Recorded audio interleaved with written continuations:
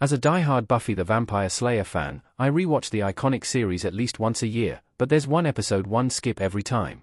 Impossible to dismiss as just a teen drama, Buffy had many spectacular episodes that left an indelible mark on popular culture, from the musical episode, Once More with Feeling, to Hush, an episode almost completely devoid of dialogue.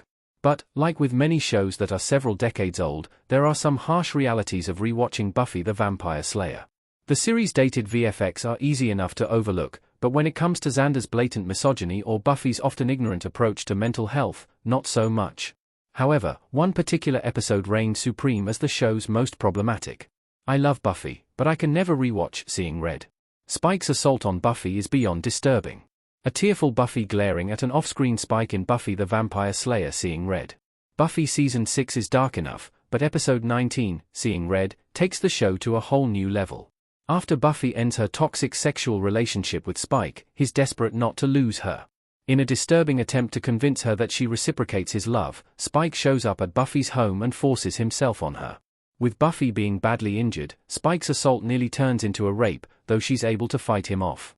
Spike is immediately ashamed of his actions and attempts to apologize, but the damage has been done, and he leaves in disgrace. This is one of the most blatant examples of punishing a female character with sexual assault, and it's incredibly upsetting to watch. From ripping her out of heaven to her being flat broke to her increasingly self-destructive behavior, Season 6 put Buffy through the ringer. Given that she gets shot at the end of the episode, this assault really didn't need to happen. Seeing Red also ruined Spike for me. Like many Buffy fans, he is one of my favorite characters, and while Spike does some terrible things in Buffy, making him a would-be rapist is just taking things too far. It also doesn't make sense Spike allowed his feelings for Buffy to make him cruel and miserable to her, but soul or not, the series makes it clear that he truly loves her. He wouldn't do this, and the show shouldn't have gone there. Sarah Michelle Gellar and James Masters also disliked the episode. Seeing Red sent Masters to therapy. As difficult as the Seeing Red assault scene is to watch, it was understandably more difficult to film.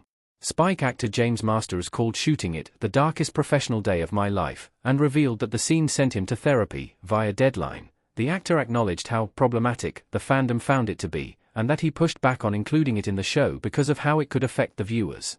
He said, "Everyone who's watching Buffy is Buffy, and they're not superheroes, so I'm doing this to every member of the audience." Masters was contractually obligated to shoot the scene, and, as much as he may have wanted to, he couldn't say no. The Spike actor recalled, "We got the scene in the can, and it was hell. I was in, Mike, personal hell." He added that he feels a visceral reaction to scenes with sexual violence, and purposefully avoids them in movies and TV shows. Sarah Michelle Gellar hasn't spoken about her experience filming the Seeing Red scene, but she has revealed that she skips the episode when watching the series with her family. She said, "I have trouble with Season 6. It wasn't appropriate for them at the time, and I just don't want to rewatch it." Buffy didn't need Seeing Red for Spike to want his soul. His desire to find true love with Buffy was reason enough. From a plot standpoint, Spike's assault on Buffy is the catalyst for his decision to earn his soul. But it didn't need to happen that way.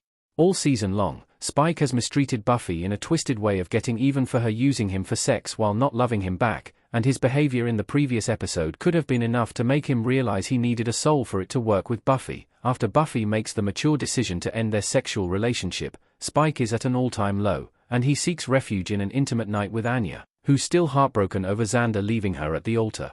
Buffy and Xander find out, and Spike's response is to divulge his and Buffy's tryst to the Scooby Gang, despite her expressly vocalizing that she didn't want them to know.